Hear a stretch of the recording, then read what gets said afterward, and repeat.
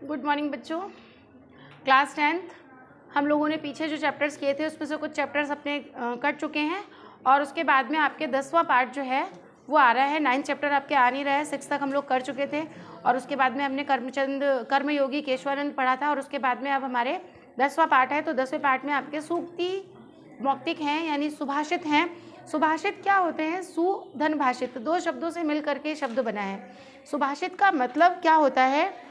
सुभाषित का मतलब होता है अच्छी बातें, ऐसी बातें जो हमारे नैतिक व्यवहार को, हमारे रोज के जो दैनिक दिनचर्या है उसमें काम आने वाली ऐसी ज्ञान की बातें, ऐसी अच्छी बातें जो हमारे जीवन को सदाचार से युक्त कर देती हैं, अच्छा जीवन बनाने में सहायक होती हैं, जो हमारे अंदर अच्छे ज्ञान को पैदा करने में समर्थ होती हैं, उन्हें हम क्या कहते हैं? सुभाषित। तो सुभाषितों को रत्न कहा गया है। आपके 10वें पार्ट में देखिए सुभाषित के बारे में पूरा बताया हुआ है कि सुभाषित क्या है, ये कहाँ से आपको ये जो श्लोक इस पार्ट में संकलित किए गए हैं वो अनेक ग्रंथों से लिए गए हैं, एक ही ग्रंथ से अवतरित नहीं है, बहुत सारे ग्रंथों से, भिन्न भिन्न भागों से, जैसे कि आपके बुद्धिमत्ता है, विवेकशीलता है ना, इन सब के नैतिकता है, इन सब के लिए अलग अलग तरह के श्लोक में अलग अलग प्रकार की शिक्षा दी गई है। जैसे पहला श्लोक है आपके पाठ में, पृथिव्याम त्रीणि रत्नानि जलम अन्नम सुभाषितम। इस पृथ्वी पर 3 ही रत्न हैं, जल, अन्न और सुभाषित। मूर्ख लोग पाषाण खंडों को यानी पत्थर के जो टुकड़े हैं, पत्थर के टुकड़े का मतलब यहाँ पर क्या है? नगीने। ऐसे नगीने जो कैसे हैं, जिनको हम कीमती समझते हैं, उन्हें ही रत्न की संज्ञा देते हैं, जबकि ऐसा नहीं है। रत्न की संज्ञा हम किसको देते हैं? ये जो हीरे, मोती, माणक, पन्ने, इनको हम रत्न समझते हैं, और जबकि ये हमारे क्या है? रत्न नहीं है। पृथ्वी पर केवल 3 ही रत्न हैं, जल, अन्न और सुभाषित। नेक्स्ट है, प्रिय वाक्य प्रदानेन सर्वे तुष्यन्ति जंतवः। प्रिय वाक्य प्रदान करने से अर्थात देने से सभी जंतु अर्थात सभी प्रकार के प्राणी क्या होते हैं? संतुष्ट होते हैं, अर्थात उन्हें संतोष की प्राप्ति होती है।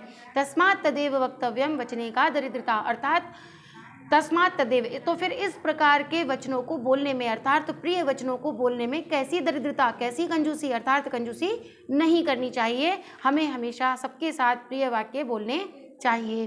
गुण ही गौरवम आयाति नोच्चै आसनम आस्थित प्रासाद शिखरस्थ अपि काको न गरुड़ायते। क्या है?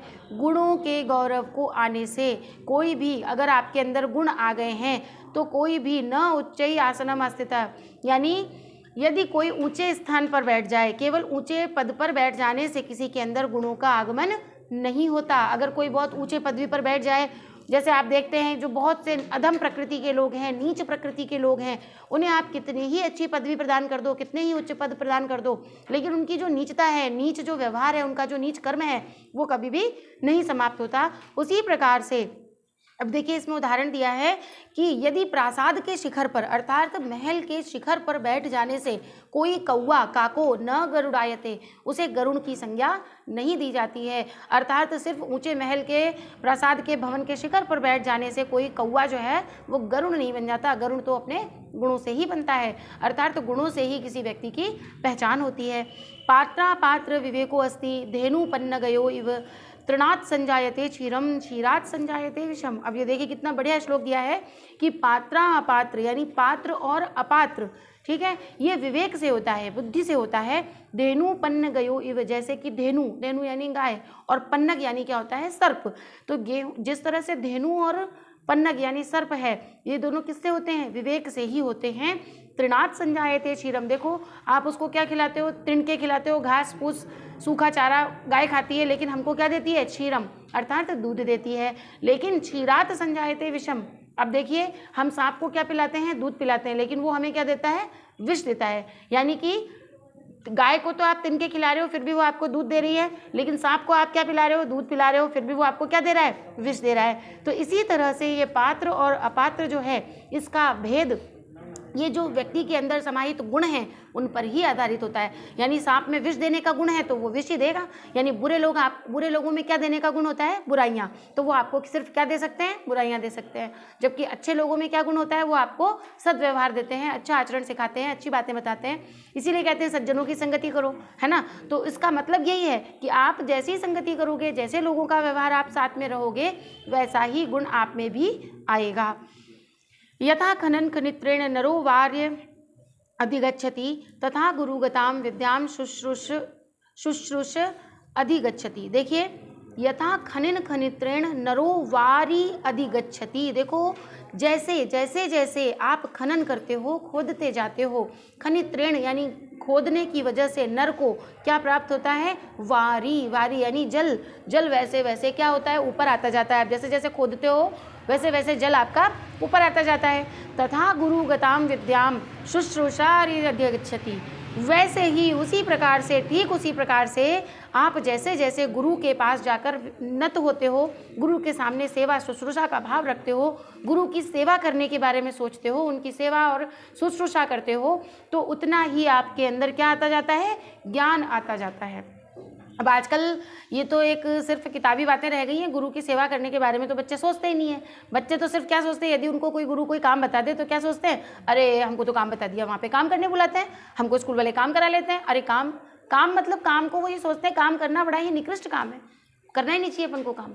तो ये बताया गया है कि आप गुरु की सेवा शुश्रूषा का भाव रखते हैं तो आप उतना ही क्या होते हैं? आपके अंदर ज्ञान आना शुरू होता है। गुरु से मतलब यहाँ पर सभी जो भी आपके एल्डर्स पीपल हैं, जितने भी आपके बड़े लोग हैं, उन सब के लिए आया है। अजरा अमरवत प्राज्ञो विद्यामर्थ च चिंतयेत। अजर और अमरवत प्राज्ञ यानी बुद्धि से विद्या के अर्थ के लिए जो सोचता है, यानी जो विद्या को अजर और अमर मान करके उस विद्या के अर्थ के लिए प्रयास करता है, उसके लिए सोचता है। गृहीत इव केशेषु मृत्युना धर्मम आचरित। जिस तरह से मृत्यु है, वो मृत्यु क्या करती है? आप कहीं पे भी, कितने भी तालों के अंदर आप छिप जाएं, है ना, कितने भी आप तालों के अंदर बैठ जाएं, लेकिन मृत्यु जो है वो आपको कहीं से भी, केशेषु यानी बालों को पकड़कर खींच करके आपको निकाल कर ले आती है। तो उसी प्रकार से जो विद्या है, यदि आपके अंदर विद्या है तो आपको अजर और अमर होकर के भी विद्या के बारे में सोचना चाहिए। धन धान्य प्रयोगेशु विद्या या संग्रहेशु च आहार्य व्यवहार्य च त्यक्त लज्जा सुखी भवेत्। अब इसमें यह बताया है कि कौन कौन से कार्यों में हमें लज्जा करनी चाहिए और किन कार्यों में लज्जा नहीं करनी चाहिए। देखो क्या कह रहा है कि धन धान्य प्रयोगेशु यानी धन और धान्य के प्रयोग में, यानी अगर आपको धन का प्रयोग कर रहे हो, कोई काम कुछ बनाना है, कुछ करना है, तो उसके लिए आपको धन की ज़रूरत है, जितना भी चाहिए, है ना। या विद्या का संग्रह करने में, यानी विद्या आपको अर्जित करनी है, कहीं से भी कुछ भी मिले आपको सीखने के लिए, वो आप उससे सीखते जाओ। आप उसको कहीं भी कोई मौका ऐसा मत छोड़ो कि यहाँ से अपन ये सीख सकते हैं, इससे अपन ये पूछ सकते हैं, इस टीचर से अपन ये जान सकते हैं, इन टीचर को ये आता है, अपन इनसे सीख लें, अपन इनसे पूछ लें। तो अगर आप उसमें कंजूसी करते हो तो क्या होता है? आप कभी भी नहीं सीख सकते। अर्थात उसमें हमें कंजूसी नहीं करनी है। जिससे भी आप जो कुछ भी प्राप्त कर सकते हो, ज्ञान ले सकते हो, वो आप ज़्यादा से ज़्यादा ग्रहण करने का प्रयास करो। आहार्य व्यवहारे यानी आहार यानी भोजन करने में, और व्यवहार यानी अपना आचरण करने में, इनमें यदि आप लज्जा का त्याग कर देते हो, यानी इनमें शर्म नहीं करते हो, तो आप क्या करोगे?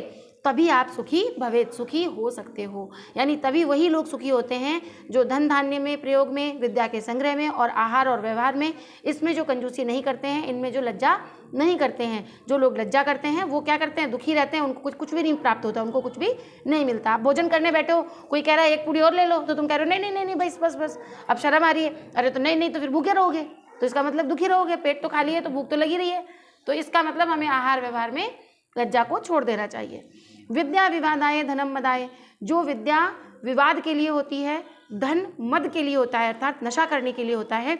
शक्तिम परेशान परिपीडनाय। और शक्ति का प्रयोग जो परेशान करने के लिए, किसको? परेशान, दूसरों को, परिपीडनाय दूसरों को पीड़ा देने के लिए जो शक्ति का प्रयोग करते हैं। खलस्य साधुर विपरीतम एतत्। खल यानी दुर्जन लोग वही होते हैं जो क्या करते हैं? विद्या से विवाद यानी बहस करते हैं। धन क्या प्रयोग क्या करते हैं? नशा करने में प्रयोग करते हैं। शक्ति का प्रयोग वो दूसरों को पीड़ा पहुंचाने में करते हैं। ये किसके लक्षण हैं? खल यानी जो दुर्जन व्यक्ति हैं, जो नीच व्यक्ति, अधम कोटि के जो व्यक्ति होते हैं, वो क्या करते हैं? इनका प्रयोग करते हैं। जबकि साधोर विपरीतम एतत्। देखो साधोह, यहाँ पर रुत्व विसर्ग संधि दिख रही है कि साधु विपरीतम एतत्। साधु जो है, सज्जन लोग जो हैं, वो इनके विपरीत होते हैं। वो क्या करते हैं? ज्ञानाय दानाय च रक्षणाय। यानी विद्या का ज्ञान के लिए प्रयोग करते हैं और धन का दान करने के लिए प्रयोग करते हैं, और शक्ति का प्रयोग वो रक्षा करने के लिए, दूसरों की रक्षा करने के लिए, सहायता करने के लिए प्रयोग करते हैं। तो देखो बच्चों, इसमें हम लोगों ने आधे श्लोक, हम लोगों ने लगभग 8 श्लोक पढ़ लिए हैं और 7 श्लोक और बचे हैं आपके, जो हम नेक्स्ट वीडियो में पढ़ेंगे। आप लोगों को जो भी समस्या हो, कोई परेशानी हो, तो आप पूछिएगा और जो भी समस्या है उसको आप डिस्कस कीजिएगा। कमेंट बॉक्स में जाकर के आप कमेंट कीजिएगा। ओके बच्चों।